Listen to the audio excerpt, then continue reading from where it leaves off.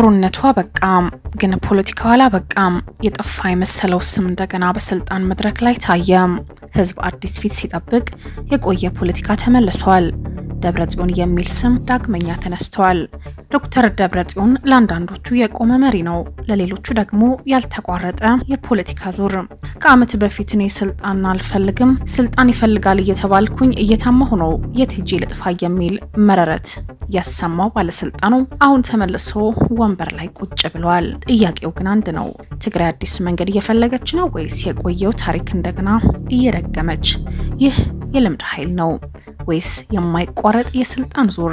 ከትግራይ ህዝብ ውጪ ሌላ ሊያዘኝ የሚችል ምድራዊ ኃይል የለም የሚል አቋምን በመያዝ በቅርቡ ዳግመኛ ወደ ፕሬዝዳንትነት ብቅ ያለው ዶክተር ደብረጽዮን ወደ ስልጣን ለመምጣት የሚያግደው ኃይል እንደሌለ ያስመሰከረ ቢሆንም ባለስልጣኑ ዳግመኛ የሚጋፈጠው የሚመራው ትግራይ አዲስ ምዕራፍ ትከፍታለች ወይስ ያለፈው ታሪክ እንደገና ይደገማል የሚል በዛሬው ክፍላችን እናያለን። እንቀጥላለን። በቀድሞ ጠቅላይ ሚኒስትር መለስ ዜናዊ የሚመራው ቡድን በወቅቱ የትግራይ ክልል ፕሬዝዳንት የነበሩት አቶ ገብሩ አስራት፣ የቀድሞ የስራ አስፈጻሚ አባላት አቶ ስዬ አብርሃ እንዲሁም ወይዘሮ አረጋሽ አዳነን ከስልጣን በማባረር የፓርቲና የመንግስት ስልጣን በመያዝ ይቀጥል ነበር። ማባረሩ ተከትሎ በፖለቲከኛ ላይ ብቻ አልቆመም። ከልዩነት ጋር በተያያዘ የኢትዮጵያ መከላከያ ሰራዊት ጠቅላይ ኤታማዦር ሹም የነበሩት ጀነራል ጻድቃን ገብረትንሳኤና የአየር ኃይል አዛዥ ጀነራል አበበ ተክለ ሃይማኖትም ከኃላፊነታቸው ተነስተው ነበር። በወቅቱ አንጃ ተብሎ የተጠራው ቡድን ይደግፋሉ የተባሉ በርካታ ሰዎችን ከመንግስት ኃላፊነታቸው ተሰናብተዋል። ከዚህ ባሻገር በፖለቲካ ታሪክ የቅርብ ጊዜ ፍተና ተብሎ የሚጠቀሰው በ2010 ዓ.ም የተደረገው የአመራር ለውጥ በወቅቱ 10 ቀናት በወሰደው ግምገማ የፓርቲው አመራር በጸረ ዲሞክራሲያዊነትና ቡድንተኝነት በመገምገም ከጠቅላይ ሚኒስትር መለስ ዜናዊ ህልፈት በኋላ የፓርቲው አመራር በመረከብ የትግራይ ክልል ፕሬዝዳንት የሆኑት አቶ አባይ ወልዱ ከስራ አስፈጻሚነት በማንሳት ወደ ማዕከላዊ ኮሚቴ አባልነት አውርዷል። የስራ አስፈጻሚ አባል የነበሩት ወይዘሮ አዜብ መስፍን ከኃላፊነታቸው በማንሳት ከፓርቲው አባልነት አግደዋል። አቶ በየነ መክሩ ከፓርቲው ስራ አስፈጻሚ ኮሚቴ ወደ ማዕከላዊ ኮሚቴ ዝቅም አድርጓል። ይህን ተከትሎም ፓርቲው ዶክተር ደብረጽዮን ገብረ ሚካኤል የድርጅቱ ሊቀመንበርና የክልሉ ጊዜያዊ ፕሬዝዳንት ወይዘሮ ፈትለወርቅ ገብረ እግዚአብሔር ምክትል አድርጎ ሾመ።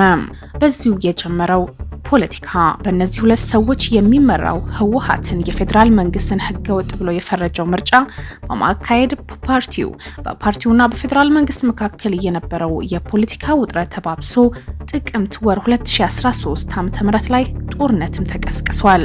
የጦርነት መቀስቀስ ተከትሎ በርካታ የህወሓት መሪዎችና ነባር ታጋዮች የወጣትነት ዘመናቸው ወደ አሳለፉበት የትግራይ በረሃ ለመመለስም ተገደዱ።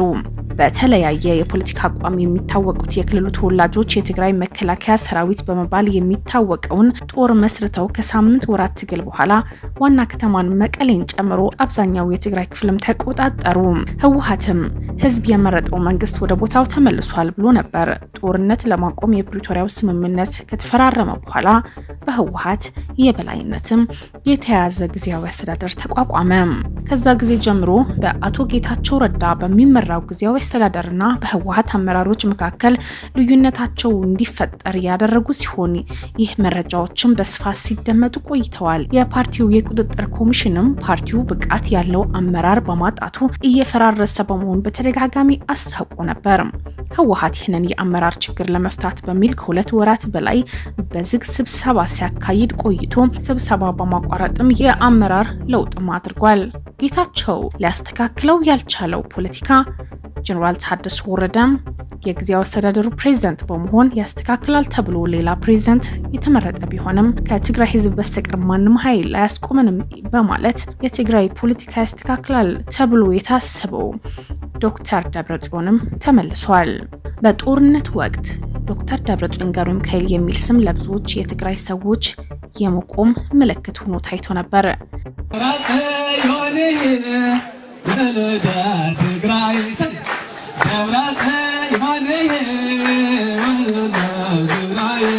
ደብረጽዮን ውሉደ ትግራይ መጽሐፍ ከዘመለስ ዳግማይ ተብሎ በመድረክ ላይም ተዘምሮለታል።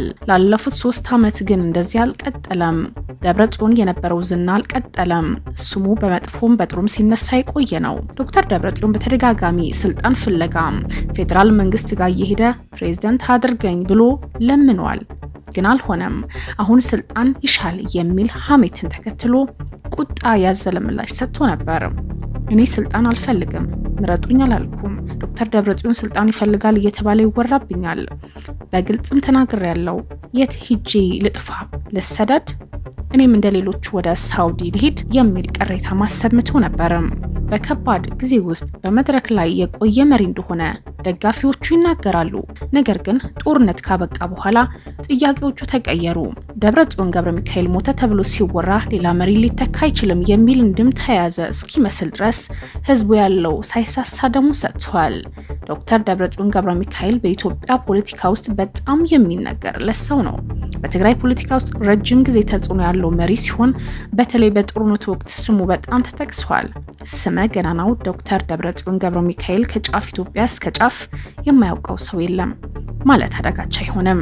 ብዙ ሰዎች እንደ ዝምተኛና ኃይለኛ ፖለቲካ ይገልጹታል። በመድረክ ላይ ብዙ አይታይም፣ ግን በውሳኔ ሰጭነት ቦታዎች ውስጥ ተጽዕኖ አለው ተብሎ ይነገራል። ጦርነቱ ሲጀመር ምስሉ ተቀየረ። ለደጋፊዎቹ የትግራይ የመቆም ምልክት ሆኖ ለተቃዋሚዎቹ ደግሞ የችግሩ ዋና ፊት ተብሎ ተቆጠረ። ይህ ሁለት የተለያዩ ምስሎች ደብረጽዮን በኢትዮጵያ ፖለቲካ ውስጥ እንደ ከፍተኛና አወዛጋቢ ሰው አድርጎታል። በጦርነት ወቅት ብዙ ሰዎች ዶክተር ደብረጽዮን ብለው በክብር ይጠሩት ነበር። በትግራይ ውስጥም በተለይ በከባድ ጊዜ የቆመ መሪ እንደሆነ ይገመታል። ነገር ግን ከጦርነት በኋላ ሰዎች አዲስ ጥያቄዎች ጀመሩ። ከዚህ በኋላ ምን ይሻላል? አዲስ ትውልድና መሪዎች ለምን አይመጡም? የሚሉ ጥያቄዎች በብዙም ተሰሙ። ዛሬ ዶክተር ደብረጽዮን ስሙ ሲጠቀስ ሰዎች በተለያየ መንገድ ያዩታል። አንዳንዶቹ ተሞክሮ ያለው መሪ ይላሉ፣ ሌሎቹ ደግሞ የቆየ ፖለቲካ ምልክት ነው ይላሉ። ግን ደግሞ አንድ ነገር ግልጽ ነው። በትግራይ በኢትዮጵያ ፖለቲካ ውስጥ ስሙ ቀላል ሆኖ አልታለፈም። ህወሓት መቀሌን ከተቆጣጠረ በኋላ ኢንተርኔት በሌለበት አጋጣሚ በካድሬዎች ለመደበቅ እየተሞከረ ያለው የአደባባይ መረጃ ሲጋለጥ እስካሁን ድረስ የራሳቸው ጉድ እስኪወጡ ድረስ ማን እየመራን እንደነበር አናቅም። እያወጡት ያሉት ሚስጥሮች የራሳቸው ብቻ አይደለም፣ የእኛም ነው። በፍጹም አናውቃቸው ነበር የሚል ከተለያዩ ሰዎችም ቅሬታም ተነስቷል። መሪዎቻችን አናውቃቸውም ነበር የሚል ቅሬታም ተነስቷል። በሁለት የህወሓት ቡድኖች መካከል ያለው ቅራኔ መስፋት ተከትሎ አንዱ ቡድን ስለ ሌላኛው እያጋለጠ ያለው ሚስጥር አስቀድሞ ለህዝብ መታወቅ እንደነበረበት ያስረዳሉ። የተከፋፈሉት የህወሓት አመራሮች በተለያዩ ሚዲያዎች የወጡ አንዳቸው ለአንዳቸው የሚያጣጥሉት ሚስጥሮች እንዲሁም ታማኝነትን ለመንጠቅ እየሞከሩ በነበሩበት ሰዓትም አወዛጋቢ ክስተቶች ተፈጥረዋል። አፍሪካ ፖለቲካ ብዙ ጊዜ ስልጣን እንደ ወንበር አይደለም፣ እንደ ዙሪያ በርም ነው። አንድ ሰው ይወጣል፣ በተመሳሳይ መንገድ እንደገና ይመለሳል። ህዝብ ፈጣን ለውጥ ይፈልጋል፣ ግን ደግሞ ፖለቲከኞች የቆየ ተጽዕኖ አውታር ስርዓት ይዘው ይመለሳሉ። ጥያቄው ማን ተመለሰ አይደለም፣ አዲስ ትውልድ ለምን አልተፈጠረም የሚል ነው።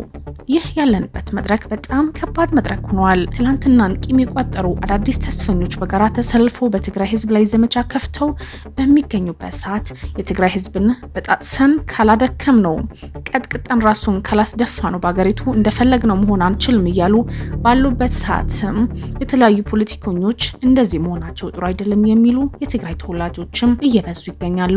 ስለሆነም በሚቀጥሉት ፖለቲካ ላይ የትግራይ ህዝብ ከእያንዳንዱ ቀበሌ ጀምሮ ለእያንዳንዱ አደረጃጀት ለሁሉም በሚያሳትፍ መልኩ በመወከል ከትግራይ ህዝብ ውጪ የሚያዘን ምድራዊ ኃይል የለም የሚል መፈክር መሰማቱም አስደንጋጭ አድርጎታል። ዶክተር ደብረጽዮን ገብረ ሚካኤል ዳግመኛ ወደ ስልጣን መጥተው የሚቀይሩት ነገር ይኖር ይሁን የሚል ተስፋ የጨለመ ቢሆንም ሙተናል፣ የለንም፣ ደክመናል ሲል የቆየው ኃይል ተመልሶ ያለኔ ጠንካራ ኃይል የለም የሚል በታጋጣሚ የታየ ነው። ደብረጽዮን ገብረ ሚካኤል ወደ ስልጣን መመለሱ ብዙ ሰዎች አዲስ የፖለቲካ ለውጥ ይመጣል ብሎ ተስፋ እያደረጉ አይደለም። ህወሓት ዳግመኛ ስልጣን መያዙ የሚደግፉ ግን በርካቶች ናቸው። እስካሁን የታየው ግን ከቀድሞ ሁኔታ ብዙ የተለየ አይመስልም። በትግራይ ውስጥ የጸጥታ፣ የኢኮኖሚ፣ የፖለቲካ ችግሮች አሁንም በቀጥታ ተጽዕኖ እያሳደሩ ናቸው። ህዝቡ ከመሪዎች ቃል በላይ ተግባር የሚታይ ለውጥም ይጠብቃል። ነገር ግን እስከዛሬ ድረስ የህዝብን ኑሮ በፍጥነት የሚያሻሽል ግልጽ እርምጃ አልታየም። ብዙዎች እንደሚሉት የስልጣን ለውጥ በስም ብቻ ሳይሆን በአስተዳደር፣ በፍትህ፣ በሰላምና በህዝብ ተሳትፎ ላይ ተጨባጭ ውጤት ሲያመጣ ብቻ ነው ትርጉም የሚኖረው ይላሉ። ዛሬ ግን ብዙ ወጣቶችና ቤተሰቦች አሁንም በተመሳሳይ ችግር ውስጥ ይገኛሉ። ይህንን ሰዎች በእውነት ምን ተለወጠ የሚለው ጥያቄ እንዲያነሱም አድርጓል። በዚህ ጉዳይ ላይ ሀሳባቸው የሚገልጹት እንደሚሉት ዶክተር ደብረጽዮን ገብረ ሚካኤል ሂዶ ሌላ ደብረጽዮን ቢመጣ እንኳን ችግሩ ከስር ካልተነካ ለውጥ የሚባል ነገር አይኖርም። ሰው መቀየር ሳይሆን ስርዓት መቀየር ነው ዋናው መፍትሄው። እውነተኛ ለውጥ የሚመጣው በመድረክ ላይ የሚታዩ ፊቶች ሲቀያየሩ አይደለም፣ በመዋቅር ውስጥ የተሰበረውን ሲጠገንና ችግሮች ከምንጭ ሲወገድ ብቻ ናቸው። ካልሆነ ግን ታሪክ የሚደገም ችግሩ እንዳይጥላ ከጀርባ ይከተላል። ዛሬ የሚታየው ጥያቄ አንድ ነው።